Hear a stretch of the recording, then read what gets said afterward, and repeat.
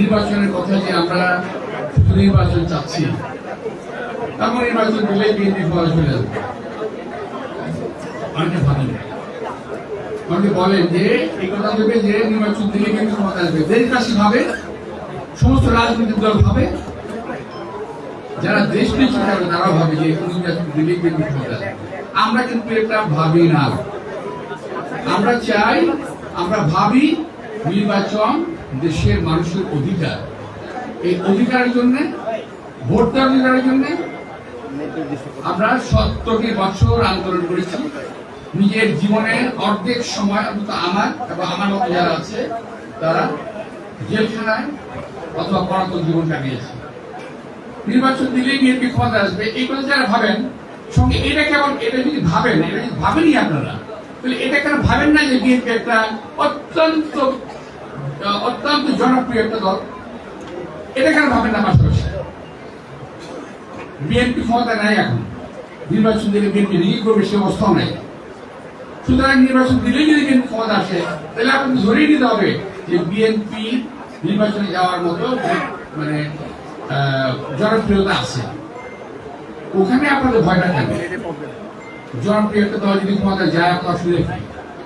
কিংবা আমরা তো বলছি না যে বিএনপি ক্ষমতায় যাবে, যারা ভাবে তাদের উদ্দেশ্যে বলছি। বিএনপি কখনো ক্ষমতায় যাওয়ার কথা বলে নাই, আগে বলে না, আমি বলছি। বিএনপি শুধু নির্বাচন চায়, ভোটের অধিকার চায়, কত বড় অধিকার চায়। আমরা আদায় করেছি কত বড় অধিকার। সংবিধান একটি রাগ খাতা নয়, ছুঁড়ে ফেলে দিলাম। তা আমি বলবো আজকে যাদের যদি কেউ আর ভুল হতে পারে, তার প্রথমেই আমাদের সন্তানদের কাছে, অর্থাৎ যারা এই ঘোষণা দিয়েছেন, বৈষম্য ছাত্র আমাদের ভাইদের কাছে, সন্তানদের কাছে অনুরোধ জানাবো, কথাগুলো বোঝার চেষ্টা করবেন, ভুল বুঝবেন না। সেটা হলো এই ধরনের কথা কিন্তু ফ্যাসিবাদের মুখ থেকে আসে। কবর দিয়ে দেবো, মেরে ফেলবো, কেটে ফেলবো, এসব কথা তো ভালো কথা নয়। জাতিকে আজকে জাতি তাকিয়ে আছে আপনাদের দিকে, আমরাও তাকিয়ে আছি আপনাদের দিকে। তোমাদের মুখ থেকে এই ধরনের কথা আমরা আশা করি না। আমি অন্তত এটুকু বিশ্বাস করি, কিছু লোক বাইরে থেকে সরকার গঠন করে ফেলেছেন, মনে হয় এরকম। তারা আবার বলেনও যে আমাদের সঙ্গে এদেশে কথাবার্তা হয়, এবং তাদের কথাবার্তা যে ধাঁচ, আজকে আমাদের ছাত্রবাদের কথাবার্তা যে ধাঁচ একই রকম। আমরা কি তাহলে 71 সালে কি করলাম? আমার প্রশ্ন যে 71 সালে জাতি কি করলো? আমরা কি অন্যায় করেছিলাম? আমি জানি একটা পক্ষ বলবে যে হ্যাঁ, ওই দিন পাকিস্তান থেকে বাংলাদেশ স্বাধীন করে আপনার অন্যায় করেছে, বলতে পারেন, স্বাধীনতা আছে। কিন্তু আমরা কি অন্যায় করেছিলাম যুদ্ধ করে, এই দেশকে স্বাধীন করে? বাকশাল কায়েম করলো আওয়ামী লীগ, হাসিনা দেশটাকে 15 বছরে শেষ করে দিল। আমি কালকে বলেছি, প্রায় ভারতের অঙ্গরাজ্যে পরিণত করেছিল। এখান থেকে উদ্ধার করার জন্য তো আমরা 17 বছর আন্দোলন করছি। আমাদের আন্দোলনের, আমাদের কথা কোনো মূল্য নাই। এককভাবে কোন মতামত না নিয়ে, সিনিয়রদের সঙ্গে কথা না বলে এই কথা বলে যাবে, ঠিক হলো? আমি 72-এর সংবিধানের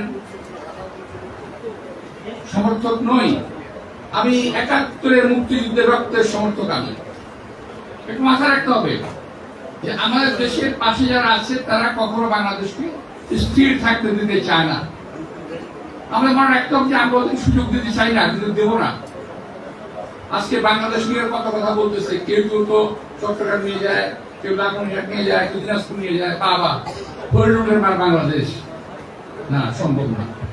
যিনি আজকে বক্তব্য দিয়েছেন তাকে অনুরোধ জানাবো, আমাদের সন্তান টেলিভিশনের ক্যামেরায় দেখেন আপনি কি বলেছেন, এবং এই কথাটা কি ধর্মীয় ভাবে চলে কিনা। অহংকার আল্লাহ তাআলা পছন্দ করেন না। হাসিনা অহংকার করেছিল, পতন হয়ে গেছে। অহংকারী কথাবার্তা বলতো, পতন হয়ে গেছে। কিন্তু সুতরাং এমন কথা না বলাই ভালো যে কথাবার্তা আল্লাহ তাআলা পছন্দ করেন না, এমন কথা না বলাই ভালো যে কথা দেশের মানুষ পছন্দ করবে না। জাতির ভিতরে দয়া করে আপনার বিভক্তি আনবেন না। আমার এটাই হলো কথা। এত কষ্টের অর্জন, হাসিনার পতন, সেই কষ্টের অর্জনকে দয়া করে কয়েকজনকে ইশারায় কথা বলে এই বাকশীলতা করে